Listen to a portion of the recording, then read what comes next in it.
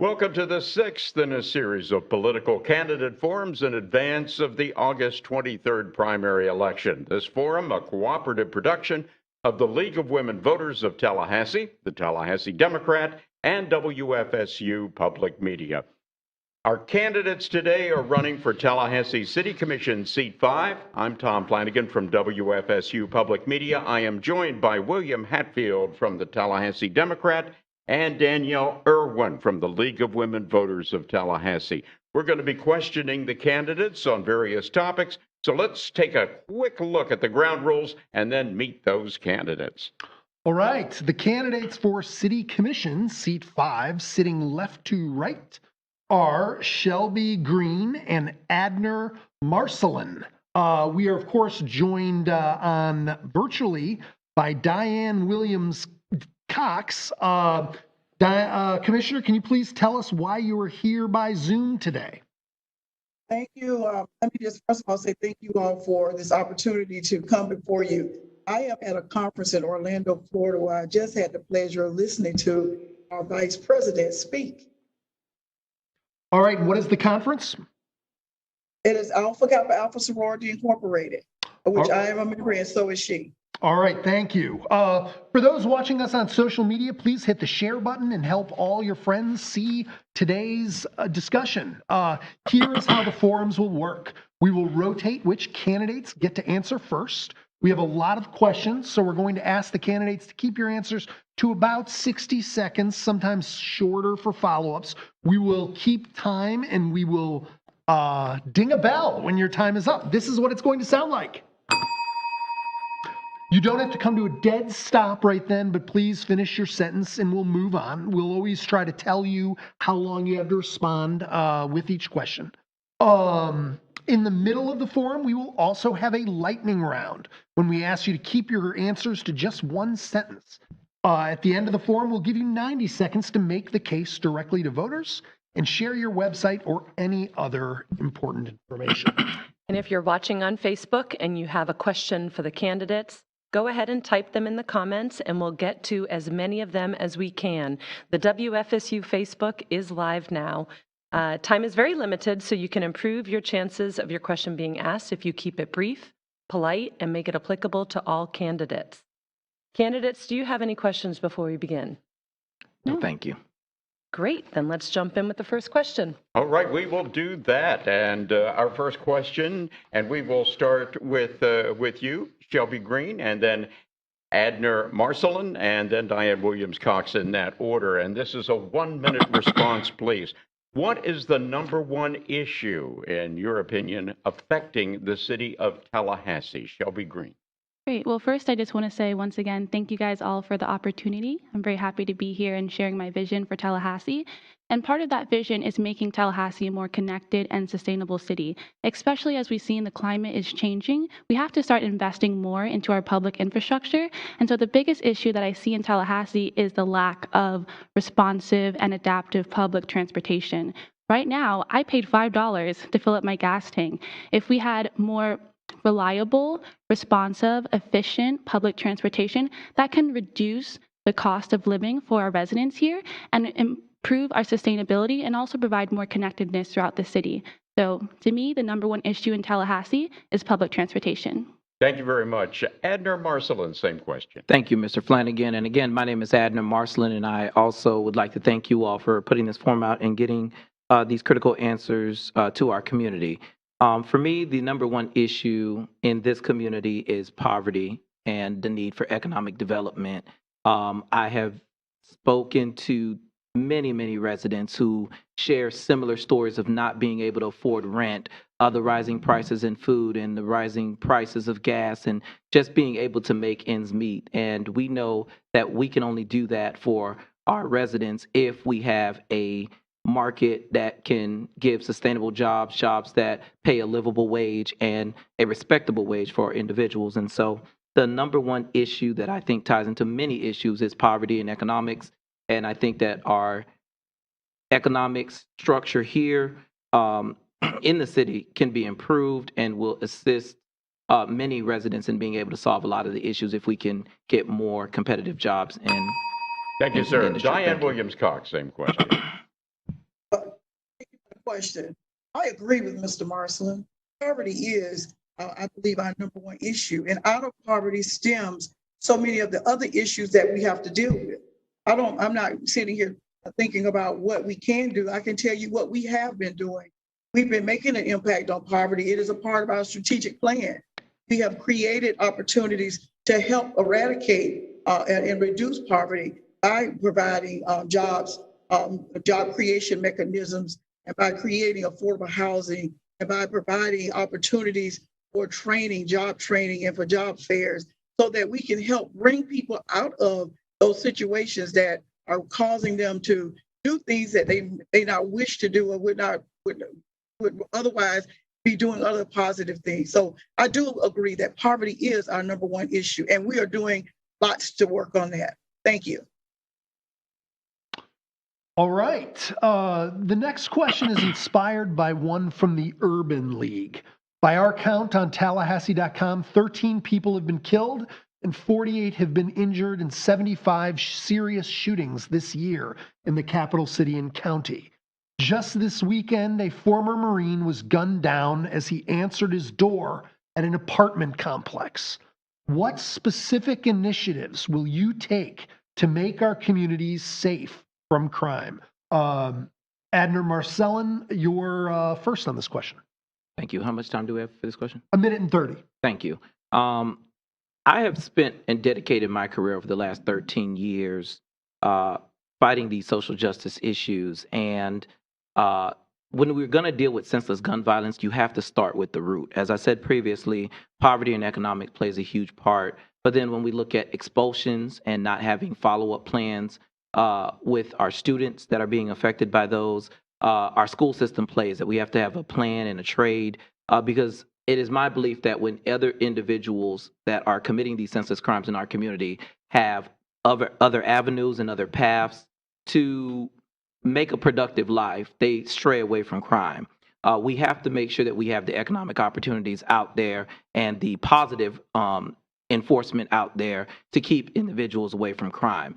Part of that includes prevention. A lot of time when we see law enforcement and their response to these issues, it's literally at the end tail of it. And I just wonder if we focus and invest in prevention programs at the city level that our students and residents that are committing these crimes are actually invested in, we can learn a lot more and address a lot of these issues head on. What I disagree with is when we put an investment such as $1 million for 5 years into a plan, and we don't have any idea what we're going to do with it just yet. It's just sitting in a pool. And too often time, as we've seen with other funds, we see those being misallocated or going to different functions. And so I think that's the answer. Diane Williams-Cox, same question. Could you please repeat the question? Surely. By our count on Tallahassee.com, there have been 13 people killed, 48 injured, 75 serious shootings this year. What specific initiatives will you take to make our community safe from crime? Thank you. What we are already doing is we have set aside and committed to $1 million in gun violence per year for the next 5 years. And we, of course, don't have a set plan because we want to hear what the community wants to do. What are the things that the community is willing to do? Because we could buy something off the shelf and it not work for Tallahassee. I believe that we should be working with the school system to make sure that we do some things on the front end to try to keep children from getting into a life of crime. But also we need to do some things to make sure that the adults who are also committing these crimes are also not doing those kinds of things. We have a Parks and Rec program in most communities where we can make sure that children do have alternative things to do. We can also work together to make sure that we have conflict resolution that can be used to try to prevent folks from getting guns to resolve their issues. We can also make sure that those who have guns lock their guns up inside, or if put a lock on them so that they can't be stolen and used in the commission of a crime. We're also doing things like our Tempo program, while we're taking young people who've had a brush with the law and providing opportunities for them to reconnect in a positive manner. I also see us expanding our TFLA program to help our young people earn money so that they can have an honest living. Those are the things that I think will work in our community. Thank you. Thank you. Shelby Green, same question. Yeah, and I think with those statistics, we've seen the number of incidents related to crime and gun violence increasing over the last 5 years. And so, where the City Commission should start first is requesting those statistics at every single commission meeting and understanding where is this coming from? Why is crime being committed? And the next step, so just to back up, during the pandemic, a lot of people were struggling, but there were people who were specifically struggling with poverty. We know crime is intrinsically linked to poverty. If we want to solve crime and reduce gun violence, we have to solve poverty as well. When the City Commission had a chance to do that, when they received $46 million in rescue plan funds, they didn't put that towards the community in terms of helping people pay off their utility debt and their rent debt or their mortgage debt. So the City Commission has to understand, first, they need to start tracking publicly this information and realizing current existing opportunities to reduce poverty, to alleviate poverty, and then take the next step to say, okay, we have $1 million to spread out every year for the next 5 years. What are some micro programs that we can put in place? The community has mentioned there's no recreational opportunity.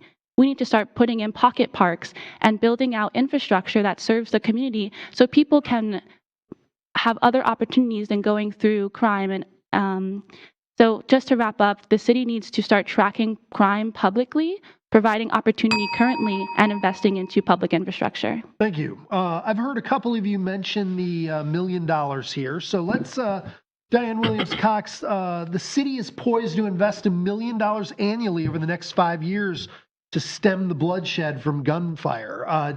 It doesn't sound like there's a whole lot of strings on this money on how it can be spent. So how specifically should we use that money to get the most impact? Commissioner? What my thoughts are on it, and I can share my thoughts. I just believe that we are going to come together as a community. First of all, you have to identify the funding of a funding source.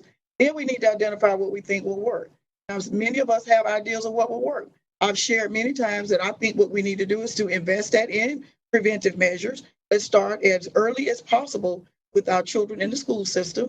I remember when my kids were in school, we had a DARE program. I'm interested in finding out more about what DARE is doing nowadays. What are some of the other services that we can provide, such as the Boys and Girls Club, such as 4-H? I'm sorry, I didn't know. Nope, the time. all good. Yep, Shelby Green, same question, 30 seconds. Where we need to start is actually apologizing to the families that are losing their children to gun violence. First, that money should be spent to pay funeral costs for families that are losing their children. And then once again, identifying current ways, starting tomorrow, to invest that money into reducing poverty and then reducing crime and gun violence. Thank you. Adna Marcellin. Thank you for the question. We've heard, countless stories from families who've been impacted by gun violence. And I believe that where we need to begin is that our commissioners need to actually show up. We need to make ample time available, that we create constructive plans, because that's what you serve as a commissioner for, to come up with thoughtful solutions. When we have an issue as grievous as crime in our community, we need to get in, make plans that will develop and save our community from gun violence, and implement them, and just stop. Thank you. Just creating pages. Another 30-second follow-up. We heard from numerous speakers at the city commission meeting yesterday that we should be taking money from the law enforcement budget and funneling it into social services. Is that a concept you support? Shelby Green. I support taking a full audit of the police budget and identifying deficiencies and also duplications, and taking that money and investing into our local partnerships and our community that know the problems and closer to the source. Adna Marcellin, same question. I support taking funding and putting it into what I call prevention. We can still keep the budget within the department, but statistics after statistics show pumping more and more money into the departments is not reducing crime here in our community, and it's not making an impact on the violence. I support being preventative in the community, getting our officers out, getting them to know our neighbors, getting them to know the problems in the community, and then coming up with plans that can address it without making our community and neighbors feel at odds with law enforcement. Thank you. Same question, Diane Williams-Cox. We are already currently doing it within the police budget. We have instituted, and you've heard in our budget, we're putting together two teams for mental health. So in the instance of a phone call to the police department, if a police officer is not needed, but a mental health counselor is needed, that's what we're doing. I have our officers in our communities serving already and doing community policing. All right. A last 30-second answer on one last question on crime. On a 1 to 10 scale, how would you rate the current effectiveness of TPD in addressing the issue of gun violence? Adner Marcelin. I would not be able to give them a rating at this time. I believe that the way that our department is set up and the over control and the micromanaging from City Hall down to the police department, I don't believe that the police chief has the autonomy to run the department. And so at this time, I would not be able to give them a rating. I think that our police department is ran by the micromanaging going on at City Hall. And I think that we need to hire a chief that we trust, give him the autonomy to run the department, and allow him to run that department. So at this time, I just don't have a rating. Thank you. Diane Williams-Cox. Thank you for the question. I would give our police department an 8 because they're following policy. They're doing what's best for our community. And when they mess up or they make a mistake or something happens, they've been called to make restitution or to fix what needed to be fixed. We created the Citizen Police Review Board to allow for opportunities for common citizens to provide input to them. So they're doing, I would give them an 8. They're doing the best they can with what they have in place. There's always room for improvement. Thank you. Shelby Green. I would rate the police department unsatisfactory.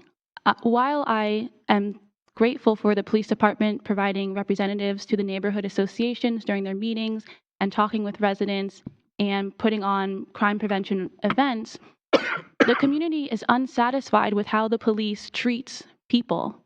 And the police department is not leading us in the direction where we're reforming policy on how to treat people and how to reduce crime and how to reduce recidivism and etc. So I think the police department is unsatisfactory. Thank you. So let's move off of crime and onto affordable housing. What is the first specific action you would propose to address the need for affordable housing beyond what is already being done? Diane Williams-Cox, 1 minute for your answer, please. Let me just start by saying we're doing more now than we've done in the past 50 years for that. We've created ordinances that will allow developers and owners to come in and take apartments and office complexes and convert them into affordable housing, multifamily housing. We're also working with inclusionary housing. We're also working to make sure that folks have an opportunity to earn, to get a down payment. We have 1,900 affordable housing units in the pipeline, more than we've had in the past 50 years, and we're not done yet. Thank you. Thank you. Shelby Green, same question to you, please. I think that the rate that we're moving is way too slow. We are in a housing bubble right now. My husband and I recently had to get out of the housing market because we just couldn't afford to compete. Right now, the city needs to be investing into helping young families, college students, people across the board to be able to afford to live. The first place the city commission should start is actually having a rental property inventory. Right now, I was on the campaign trail recently and I met someone who's paying $950. His neighbor is moving out and the landlord is raising rents to $1,400. That's almost a 50% increase in rent. So to reform the housing market, we first have to inventory it and put in policy in place that discourages landlords from increasing rent while we're in a housing bubble currently. Thank you. Adner Marcelin. Thank you. I've sat down and we've all heard the stories. We heard the story of the mother of 6 children struggling to make ends meet. We've heard the stories of individuals who could not afford rent. We've dealt with a lot of issues with families that are struggling day to day just to pay a mortgage. For myself, I think that we have to, number one, stop the process of the city doing no bid contracts, giving lands to wealthy developers and special interests. And then we also have to put policies in place that protect our homeowners. We do want to support proper development in communities, but when we see things like Zillow coming in, buying up the market and messing with our market rates and leaving individuals who cannot qualify for homes because we don't have the necessary jobs here, it impacts affordable housing. We need to make sure that we put affordable housing there and make sure that it's more than just a chart, but that it's actually available housing in the market to compete with private investors. Thank you. Folks, our next question here will require a 1-minute response maximum, and then I have a 30-second follow-up for two of our candidates. Let's start first with you, Shelby Green, on this. Describe what you believe is the central difference between you and the other candidates for seat 5. 1 minute. I think the central difference is I have a track record in serving the public and the community. Before running, I had to resign. I was previously a soil and water supervisor, and in that role, I actually developed a program, a water quality program, in partnership with the WFSU College of Engineering because a resident wanted to find out wanted to do a water quality testing. So we responded to her needs and we listened. I also developed an air quality program to monitor our local air quality and publicly communicate that information. So I have a track record of listening to our constituents and providing affordable, efficient, and effective results. And during the pandemic, I actually went out door to door canvassing, letting people know the utility moratorium was ending, that the city failed to do, did not release a public press release or a notice, and let people know information they could use to provide for public relief funds and prevent utility debt. So I have a track record of serving the public, and I have a background in engineering, and I'll move that forward as your next city commissioner. Thank you. Mr. Marcelin.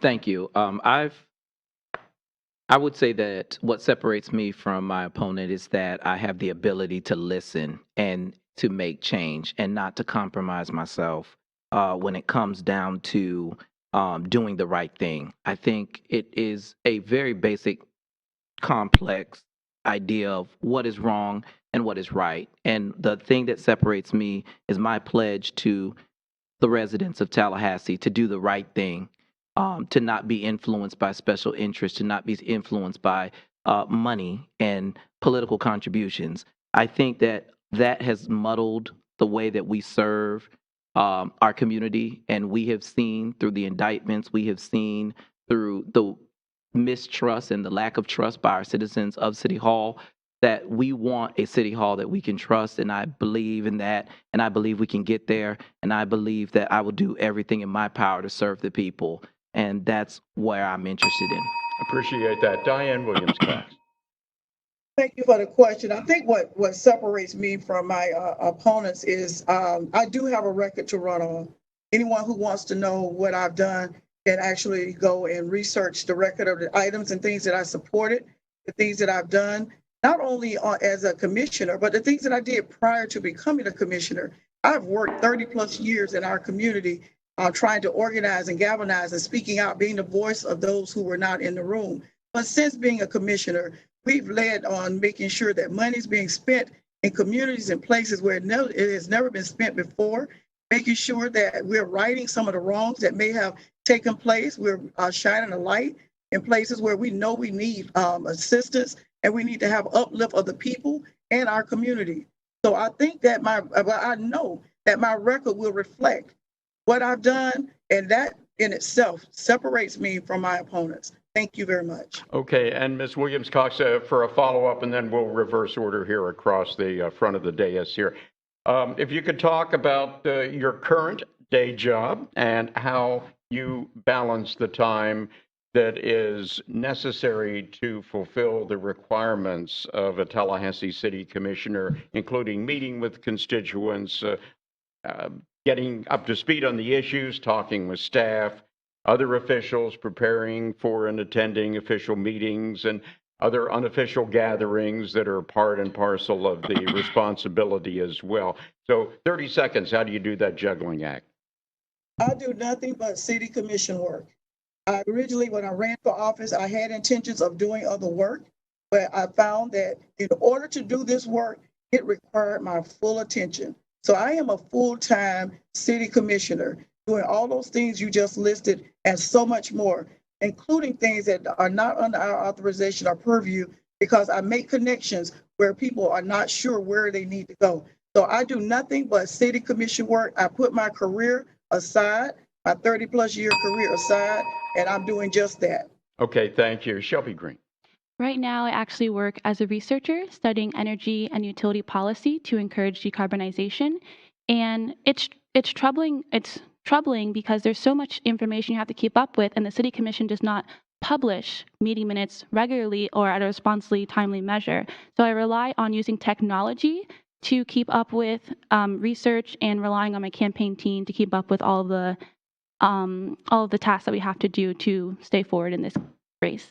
Okay, thank you. Can Adner you Marson. repeat the question, please? Yes. What is your current day job, if you will, and how would you balance that with the demands of a Tallahassee City Commissioner? Thank you. Currently, I serve as the city executive for Self-Help Credit Union, which is a nonprofit credit union in town that is mission-oriented to building economic development, helping individuals that traditional banks and credit unions will not meet. I take it as a complete honor to serve in this position because you have the opportunity to help many of the residents of Tallahassee who are struggling and are not getting the resources that they need from their city to make economic means and become self-sustainable. With that being said, I do recognize that the commission has a lot of measures, and I pledge myself to do whatever is necessary, including leaving the job, to complete this task that's necessary. Thank you.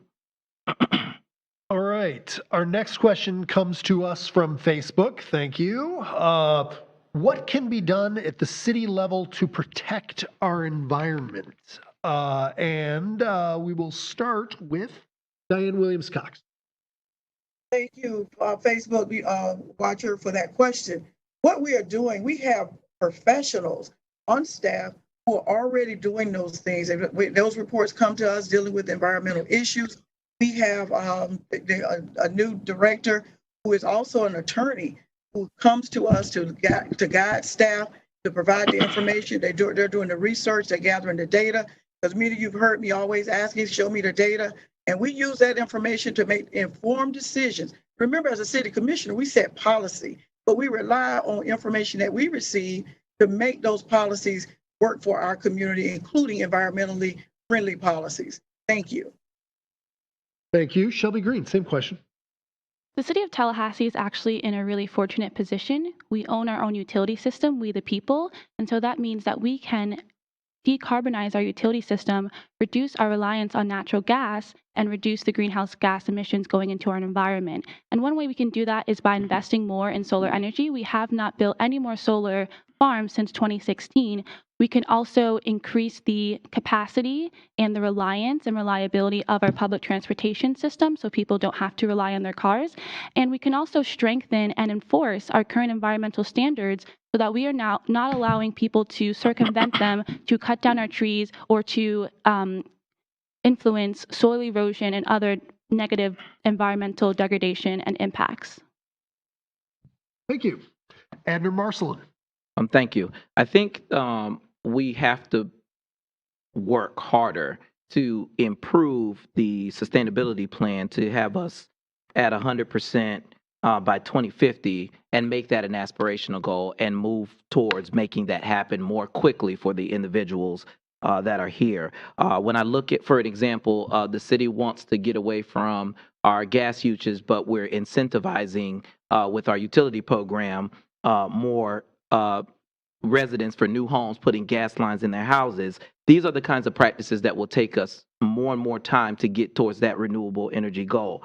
I also think that we have to stop with wasteful spending, such as making new roads out to Wilani and long divisions, and make sure that we do things that would reduce emissions and reduce our impact and not rely on staff to do everything. Thank you. All right, thank you. We go on to some neighborhood issues now, if we might. And our first answer will be 1 minute in length, and we have several follow-ups that we'll be exploring as well. First, numerous neighborhoods within Tallahassee and Leon County are struggling with poverty. You folks have already referenced that. What role should local economic development efforts and development incentives play in promoting more equitable prosperity? And what's one specific plan that you would implement to make meaningful progress in this generational challenge? 1 minute, Shelby Green, you first. Yeah, I think that a lot of our neighborhoods, especially on the west and south side of town, are struggling with poverty. And as we mentioned before, if we want people to come out of poverty or to at least alleviate the hardships of poverty, the very first step is to make living more affordable for them. There are several things that the City Commission can do in conjunction with the county on Blueprint to alleviate the hardships of poverty.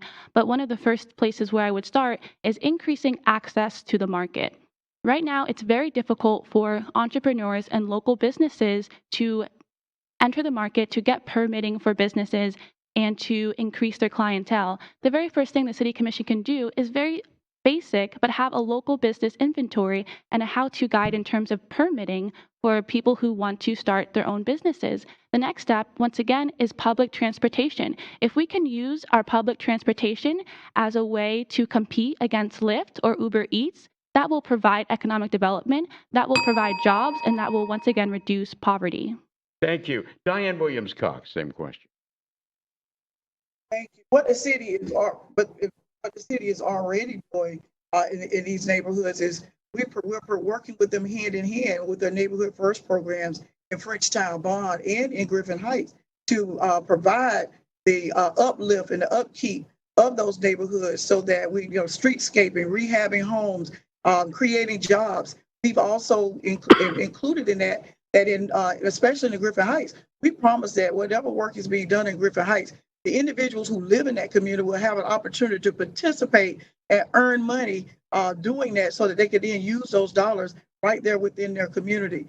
We're trying to make sure that jobs, we have livable wage paying jobs, providing training so that individuals can get higher paying jobs.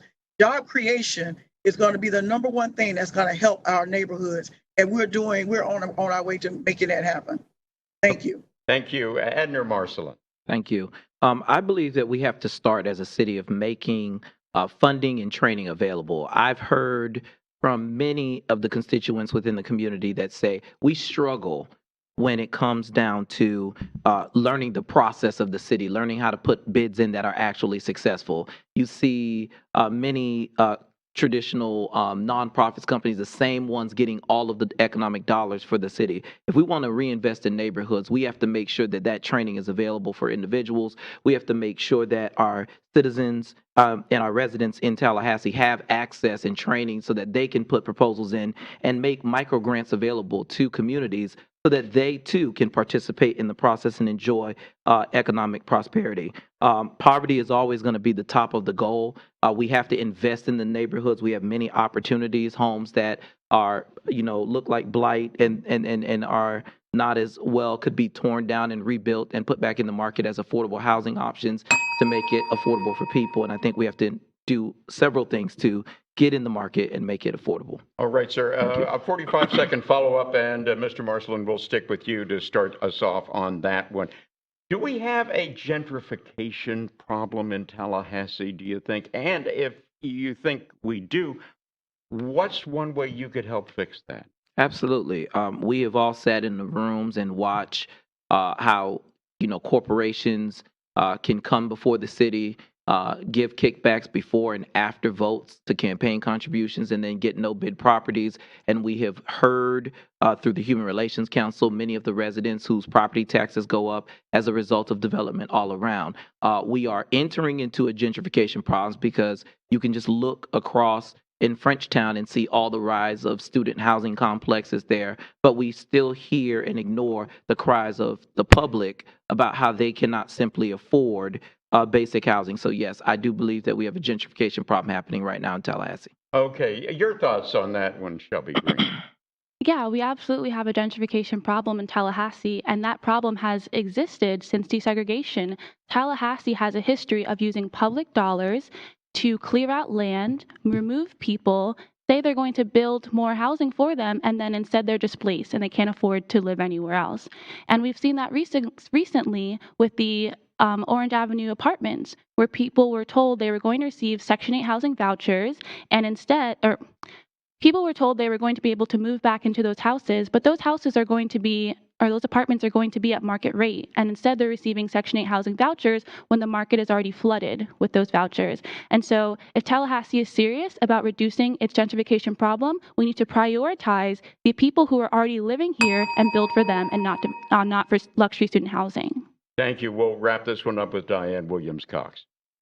Well, thank you for the question. And Tallahassee is no different than what's happening all across our country.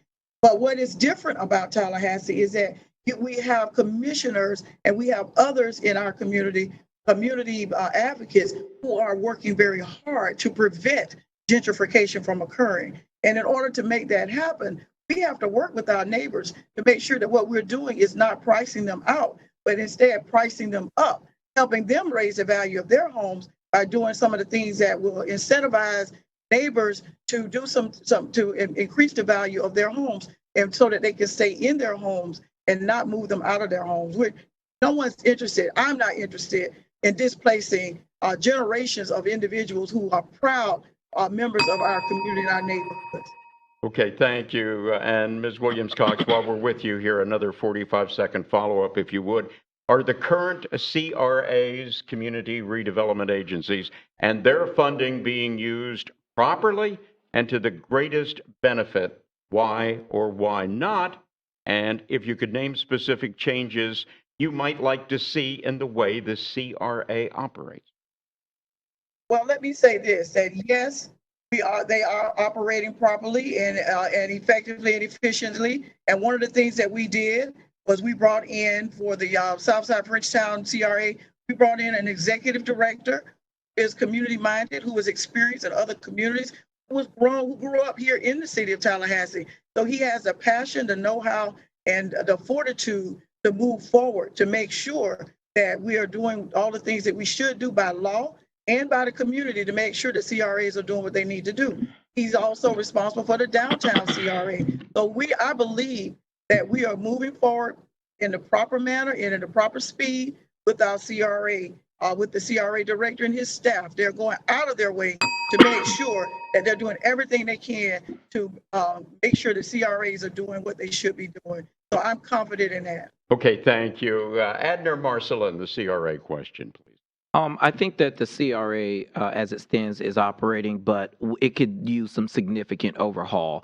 I think one of the most important things that I've heard from Tallahassee residents is that we want to see more public input into the CRA so that we can have our vision brought forward into communities, and to make sure that when we're spending these dollars, we're spending them for the good of all of the community and not just some who have access to the electeds or their high executive level staff.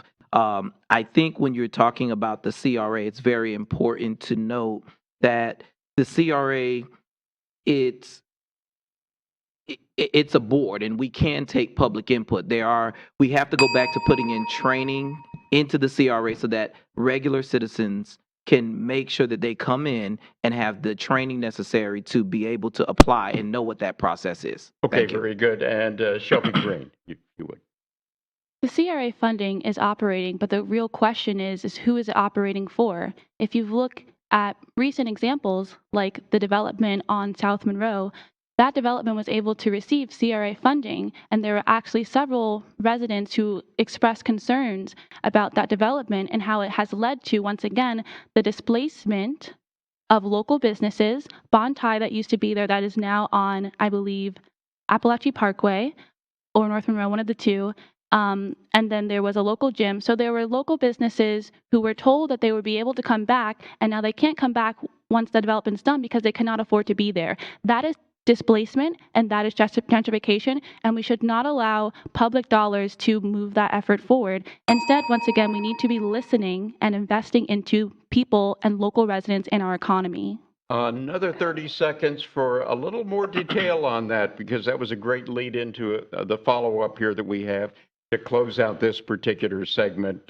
Ms. Green, if we can ask you this here. Local government sometimes criticized by a number of folks as being more responsive to the business and the development community than to ordinary citizens here. So what do you do about that? And is it a perceptual or an actual problem, do you think? It is an actual problem. We need we need to recognize that we have a local economy here. All of the money that is generated within the city needs to go back to the people who generated that money. The issue here is who are our commissioners representing?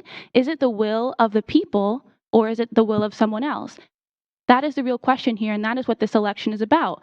We are at a turning point in Tallahassee. We, the people, deserve to be represented and prioritized, and we deserve investment.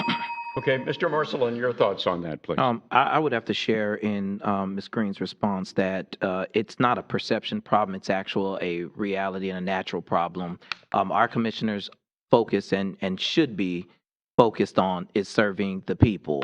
And when they make decisions, sometimes it leaves you every day to question whose interests are they serving. We want everyone to thrive in Tallahassee. We want Tallahassee to be that thriving community that is expansion in that all-American city. But we cannot have that when we prioritize the needs of those who have access to our electeds and not take care of our citizens. Okay, Thank you. we'll wrap this up with Diane Williams-Cox, please. I am every, or let me say, to make sure that we have a great balance, because the residents in our community need jobs. And those jobs pay them to be able to do and live in our community. But I am not sacrificing residents for businesses. And so we have to come together and make sure that we have that opportunity to work together to create the beloved community where one feeds the other. Because the community will not thrive without having an economic development piece. But the business will not thrive without having a community piece. So we must work together to make sure that we're doing all that we can to have a well-balanced city. Thank you. So we are going to talk about Blueprint just for a minute here, and we'll start with you, Adner Marcelin. What was your position on the recent Blueprint vote to allocate $27 million to renovate Doak Campbell Stadium from the money required to be spent for economic development projects? Explain your answer. You have 1 minute. Thank you. It was very simple. It was just a decision of right and wrong. And my answer was no, we should not have done it. I think that this decision is going to have a critical impact, but not just in what we did and what we gave away, but it's now what will never be. We'll never have these small businesses that will have the funds available to grow their business to medium-sized businesses. We will not have the money on the table anymore to make negotiating decisions when we want to negotiate these jobs that want to come to Tallahassee. And you know, we can flip it as many ways as we want to. It was just an economically bad decision and a fiscally irresponsible decision, and something that, in my opinion, should not have happened. It's not to say that institutions could not have gotten some money. It's not about FSU. This was about a gross misuse of money when we have higher priority issues like poverty and other issues that we could have used this money to help solve. And when we now have a $2 million deficit in the city budget, I only can imagine if some of these funds could have been used to cover some of those deficits. Thank you. Thank you. Diane Williams-Cox, same question to you. I am happy that I was able to support many projects in our community using Blueprint dollars. Bringing Amazon to town through the Office of Economic Vitality and Economic Development dollars from the Blueprint, that was also used for that. Making sure that those dollars would come into Tallahassee on football game days or FAMU. I was happy to support that. I was happy to support the expansion of Danvos to bring in more opportunities for jobs. I was happy to support TCC coming in asking for $1 million to be able to expand and be able to bring tournaments to town. I was happy to support the safety enhancements from Florida State University, because those dollars will come to Tallahassee and we will get much community benefit. In fact, we're sharing on our website the community benefits that we receive just from the FSU piece, but we receive so many more community benefits from FAMU and TCC and others that we invested in. Happy to have supported those projects. Thank you. Shelby Green. Can you repeat the question, please? Absolutely. What was your position on the recent Blueprint vote to allocate $27 million to renovate Doak Campbell Stadium from the money required to be spent for economic development projects? I was against giving FSU $27 million, and the main reason is because Blueprint dollars are supposed to be for the public benefit and the public interest. The public is interested in saving money. The public is interested in having a quality of life and public safety and access. That money has been used to provide stadium upgrades that most of the public will not even be able to benefit or enjoy. It costs several $100s to even get into the stadium with a ticket. Instead, that money should have been invested into the people. One example is Amazon is coming into town and we're not providing any public transportation for people to get out there. We could have used Blueprint dollars to provide transportation, to open up our market, and to once again invest and prioritize in the people who are in charge of the direction of this city. Blueprint dollars are for the people, and the commissions, by voting in favor of it, were not representing the will or the interests of the people. Thank you. Diane Williams-Cox, I have one follow-up for you specifically. You serve on the Blueprint board and have just told us today of your happiness on your vote. Do you have any regrets on how this all played out, and is there anything you would have done differently? I regret that there's so much misinformation in our community. The Office of Economic Vitality is not broke. We still have millions of dollars in there that will be used to enhance and entice other businesses to come to town. We've created opportunities for micro lending for small businesses. During the pandemic, we allocated $1 million for nonprofits as well as for small businesses to bring them through this pandemic. So I'm just, the disappointment is that it has become a misinformed and divisive part of our community. Thank you. And how to correct that, I'm not sure. Thank you. All right, we're going to change up the pace a little bit, though we've been moving quickly. We've been covering a lot of territory. I'm betting we're going to go about 15 minutes over because we're having a great discussion here, and I hope you'll all indulge us on that. But right now we're going to go to the lightning round. Okay. The way the lightning round works is I'm going to ask you pretty well simple questions, generally with a yes or no type response. I'm looking for a quick answer and then a explanation in one sentence. So yes, because you can add an and in there. Let's not do too much run-on sentences, but you get the idea. So we're going to start here with Shelby Green. And how many city commission meetings have you attended, and how many have you spoken at, and on what topic? At this point, I've attended too many to count, but the main ones I've attended were last summer during the pandemic when our city voted to end the utility moratorium without providing a public press release and without communicating debt relief options for our residents here. Thank you. Admiral Marcelin. Thank you. I've had the opportunity to attend several commission meetings, too many to count, over the years. I've been the NAACP president here, and I've attended and spoke out on many issues, including our search, the need for accountability, ethics, and the proper operation of our city, if I should say, and the advocacy of that. Thank you. Commissioner, I hear you speak at the meetings, but anything to add in one sentence?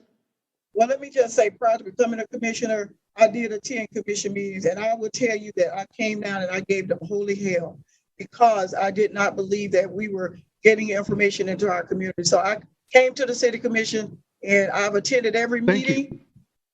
All right. Since I came. Okay, next, Admiral Marcelin, what does the word progress for Tallahassee mean to you in one sentence? Progress for me means inclusion, to include all of Tallahassee in whatever we're doing, be it growth and development. It's just it's inclusivity, if I have to say a word. Diane Williams-Cox. I agree that progress means we must be inclusive. We must include all the voices, not just those who make it to the commission meeting, but for those who are out there in the community who can't make it to the commission meeting. And that's what I do. Thank you. Shelby Green. Progress encompasses movement in the positive direction for everyone, and that needs to be applied on the spectrum. What is progress for one is not progress for everyone, and that needs to be remembered, that progress is relative, but it requires movement in the positive direction.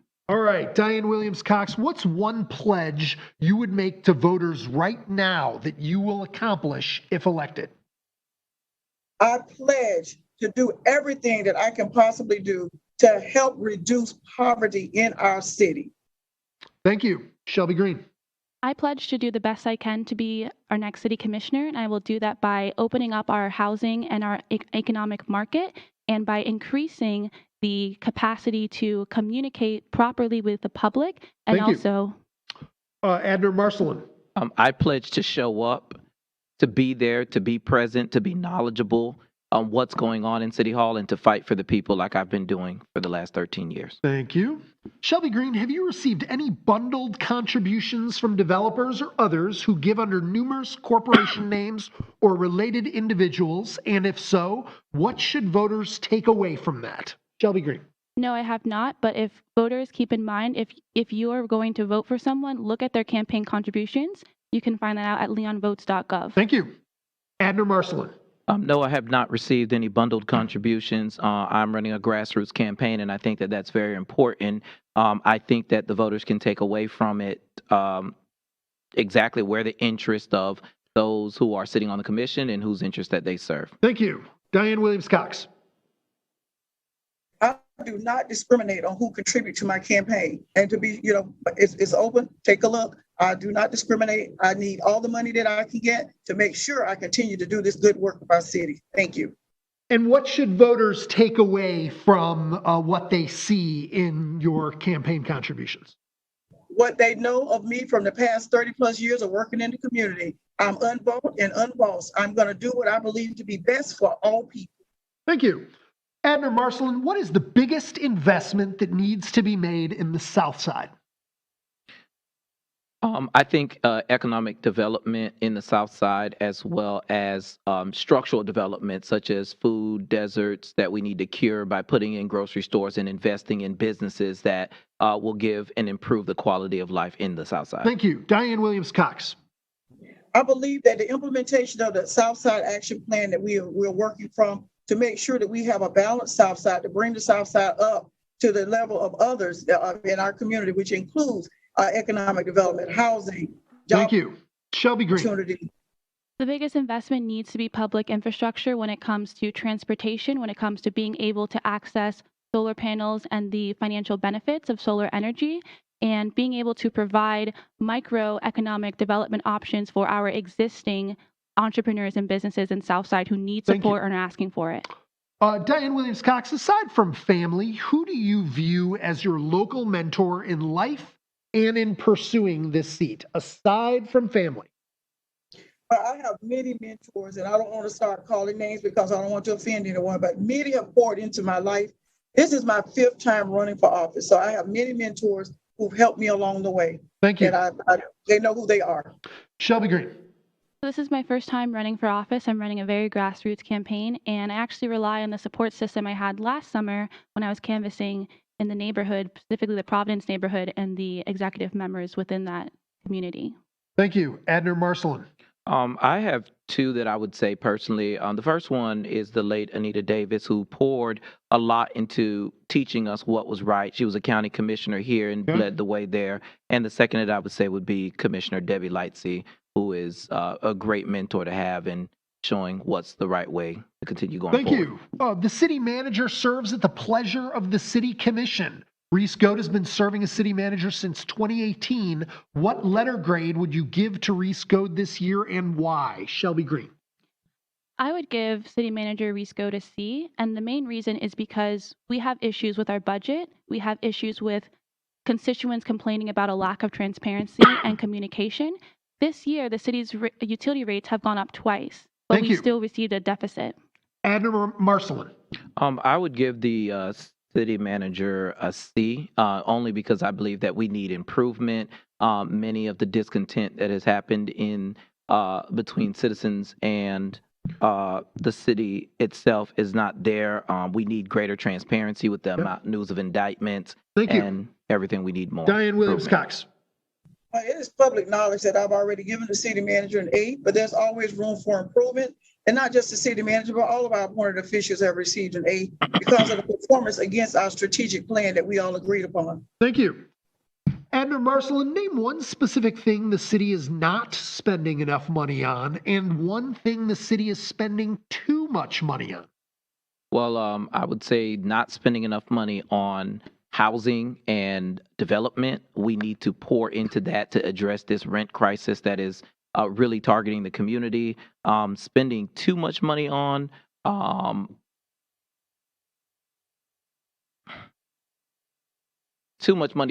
pay raises for individuals and executive levels. Is what I would have to say. Thank you.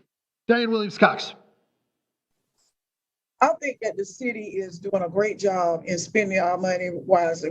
We're holding our millage rate to 4.1, and there are a lot of things that people think that we could be doing, but who's willing to raise our taxes to do it? So I believe that the city is doing a balanced job, as balanced as possible, to make sure that everyone gets what they need and Thank some you. of the wants.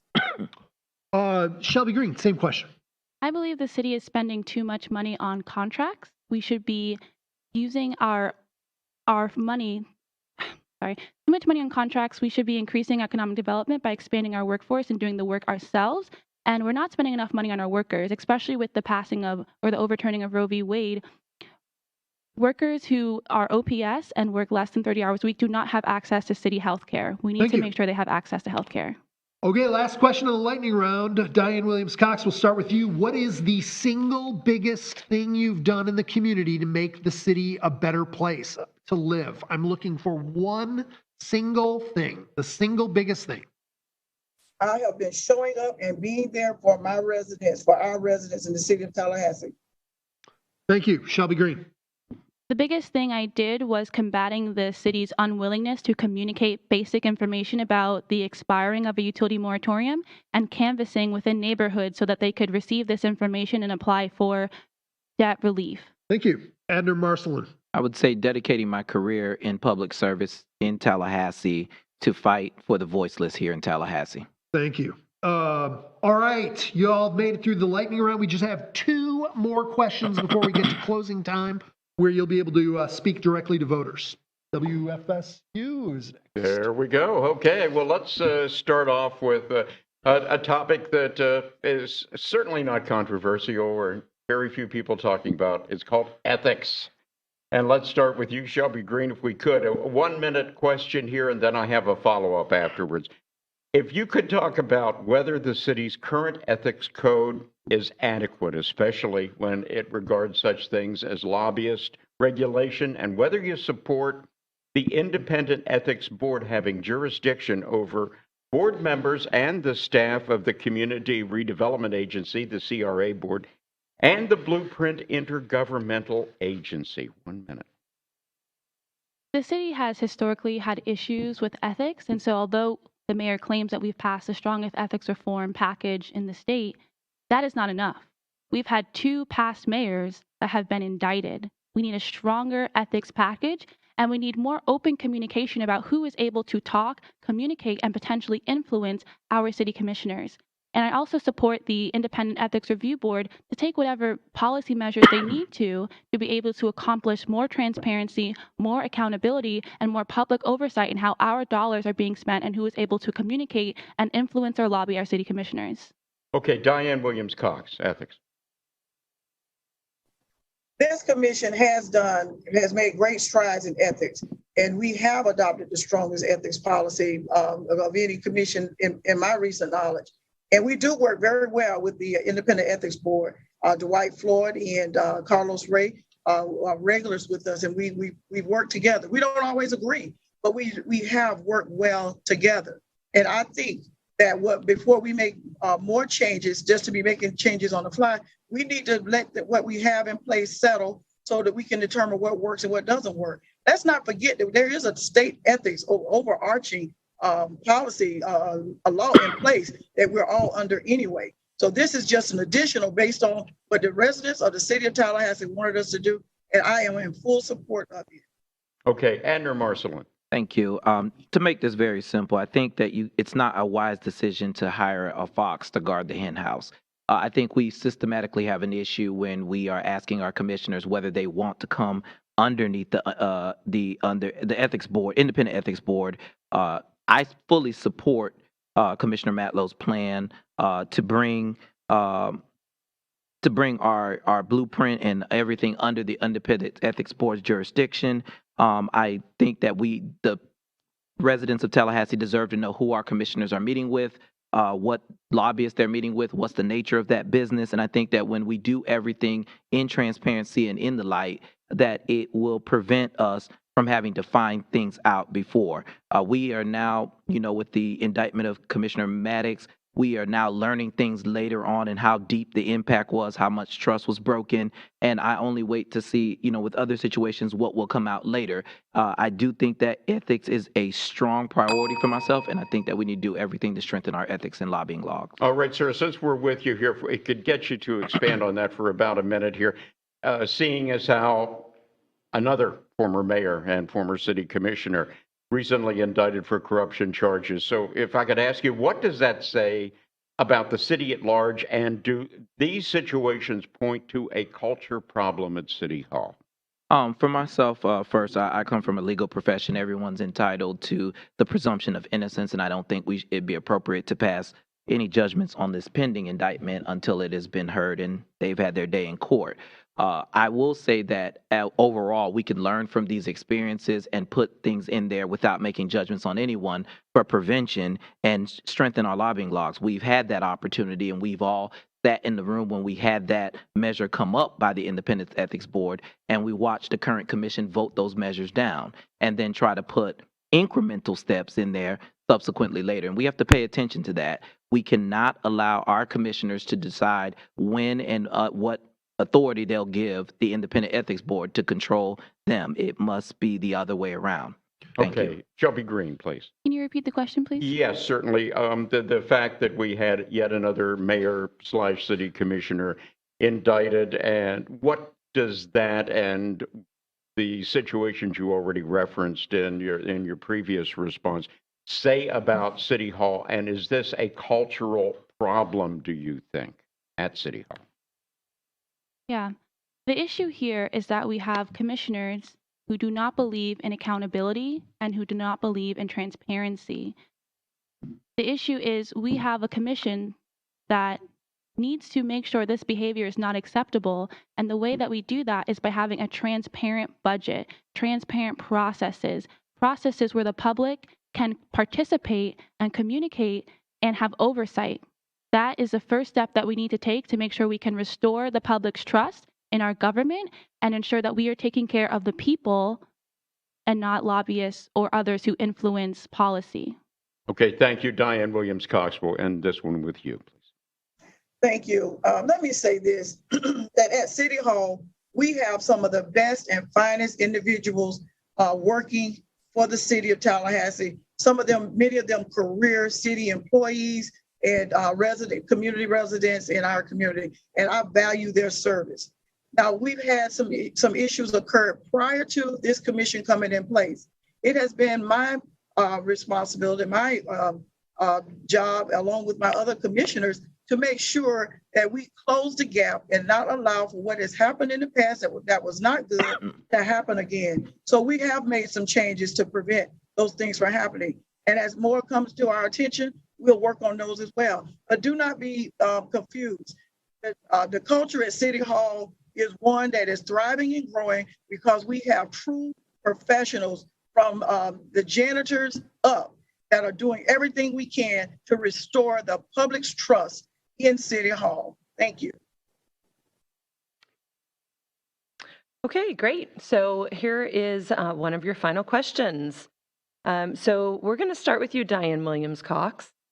Last October, the City Commission adopted a resolution which supports reproductive health care, including abortion, in a 3-2 vote, and you voted against it. With the overturning of Roe v. Wade, we're seeing prosecutors in Charlotte, Atlanta, and Indianapolis pledging not to use public resources to pursue abortion providers. New Orleans, meanwhile, is among the first cities to direct police not to investigate abortion cases, with several others following suit. Do you think the city should pursue these actions or others in the wake of the Roe v. Wade ruling? 1 minute. Thanks to my civics teacher, I understand what we can and cannot do in the city as opposed to what the state or federal laws are. As a city commissioner, as a city, we have no role in doing this. If anything is done, it's ceremonial and it's not even, cannot be enforced. What I did say is that I do support a woman's choice. It's a woman's choice between what to do with her body. And I've said that forever because I believe it. I do not have to sign on to something that we cannot do anything with. We cannot authorize it. It does not stand up in a court of law or anything. I support a woman's choice for her body. And whether we can do anything about it or not, I have fought for that. I have spoke on that, and I believe that. Now, again, our community is being misinformed and misled. The city has no role in this. Thank you. Thank you. Shelby Green, same question to you. Yeah, the city cannot regulate abortions, but the city can make sure that everyone has adequate access to reproductive health care. The first step the city can take is making sure their OPS part-time workers have access to health care. The city can make sure that people have access to contraceptives. The city can make sure that we partner with our local institutions and universities to provide town halls and discussions and educational services to the people who live here. So although the city cannot regulate abortions, they can provide better access to reproductive health care. Thank you, Shelby Green. Adner Marcelin. Thank you. I think when we looked at the resolution wasn't asking for the city to take steps that it could not have. What the resolution was asking was for support of an issue, and the people needed the commissioners to show up. And we noted that the incumbent in this race did not show up and did not do that. But also, I would say that it's not this resolution is not going to stop or hinder abortions from happening. It's just going to make them less safe, and it's going to put this in the community. I've been to numerous rallies put on by various folks on this issue. I have not seen the incumbent there once. If this is an issue that she believes in, I believe that we would be there. I also say when I look at ectopic pregnancies, the professionals suggest that ending a pregnancy of that nature is also a solution. And so I am concerned for the residents that live here and want to make sure that they know that we'll protect them and that we will do everything to make sure that they have a safe abortion if that's their choice. Thank you. Thank you, Adner Marcelin. Diane Williams-Cox, we're going to let you have a 20-second response to this. Thank you. I appreciate that. I am the only one in this race who has had an ectopic pregnancy. I am probably the only one in this room who accompanied a friend to actually have an abortion. Now, I do not have to sign my name to something that will go nowhere to show that I support. I do not have to prove that I am pro-choice. Thank you. I have done things that shows that I am pro-choice. Thank you. All right, we have made it to the closing. This is your chance to talk directly to voters and make the case to them. You can share your website if you like. You have 90 seconds. Shelby Green, you're going to start us off, and we're going to work our way down. Hey, hi listeners out there in Tallahassee and across the world. My name is Shelby Green. I am an engineer, researcher, former public servant, and I am running to bring your desires to City Hall to protect the people and prioritize us in our government. We need a local government that is responsive to our needs. We need a local government that is transparent and driven by the people and data instead of arbitrary decisions that are influenced by lobbyists who are trying to move Tallahassee in a direction that doesn't serve us. So I want to see Tallahassee be sustainable, affordable, equitable for everyone. I want to see a Tallahassee that invests into public infrastructure, transportation, our utility system. And if you want to learn more, you can go to my website at shelbytlh.com, or you can meet me in person at the Blue Tavern Friday, July 22nd at 6 p.m. Thank you. Thank you. Adner Marcelin. Thank you. And again, thank you all for putting this on. To the residents of Tallahassee, I am here running to earn your vote. And the reason that I decided to run is because I am no different than many of you all. I'll be honest, I don't have all the answers and all the solutions, but one thing that I do have is the ability to listen and to do the right thing and to show up for you. One of the things that I will say is that I am fighting to make sure that Tallahassee is an inclusive place, a safe place, a place where you can grow your business, a place where you can raise your family, and a place where we will fight for you. I am proud to be supported by our labor unions, our firefighters, our teachers, our line workers, and many more. I am This is my first time running for public office, and I ask that you learn more about my campaign and my candidacy at www.heyadner.com. That's heyadner.com.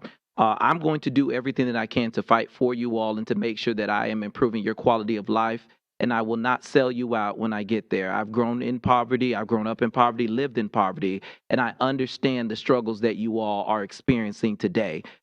It's nothing that needs to be said, just a reassurance and a promise and a pledge for me that I will do everything in my power to make sure that I represent you. And when I get on the dais, I will not switch up on you as many people have done. It's saddened me to hear a lot of people say that they've lost trust in government and the officials that they've elected because they changed. But I promise you can hold me accountable that I will not change. Thank you. Diane Williams-Cox, close us out. Thank you to the residents of the city of Tallahassee for your faith in me as your city commissioner. What you found is that from 30 plus years of working in this community, I understand you because I am you. I am working for us. I didn't just get here. We've been here together, and I have continued to be your voice. I promised you that I would be your voice in the room. I am still your voice in the room. And I am not only your voice in the room, I am the voice that comes out of the room to share with you what is going on in the room. I am the commissioner who have brought the commission meetings to our communities so that you could access them. I am the commissioner who is constantly informing you of the availability of resources to do what needs to be done to move you forward in our city. I am the commissioner who is working very hard with our city manager, with our city attorney, our city inspector, and our city treasurer clerk to make sure that all residents get what they need to move forward in our city, be it job creation, be it housing, be it education. I know how to partner and collaborate with others in our community to deliver for you. And I believe that we have done that together in these almost 4 years. I'm asking you to let me continue to do this great work that we have started. We are not there yet, but I am still committed to getting there with you. Learn more about me at www.dianewilliamscox.com. Thank you very much for your support. And that concludes this forum. Our thanks going out to the Tallahassee Democrat, the League of Women Voters of Tallahassee, WFSU Public Media, and our candidates for joining us for the program. And you can find a replay of the show on our YouTube pages, Tallahassee.com, along with WFSU.org. And the recorded broadcast will be on your radio Tuesday, July 19th at 11 in the morning on WFSU 88.9 FM. Our next forum will be Tuesday, July 19th at 1 p.m., and it will be with the 4 candidates for Leon County School Board District 1, Marianne Arbulu, Anthony DeMarco, and Alva Swafford-Striplin. And stick with Tallahassee.com for the latest election news. And you can look for our special election section of the Tallahassee Democrat with interviews with all the candidates on the ballot, which will be printed and inserted on Sunday, August 7th. Thank you all for attending, and thank you, candidates, for joining us. Have a great day.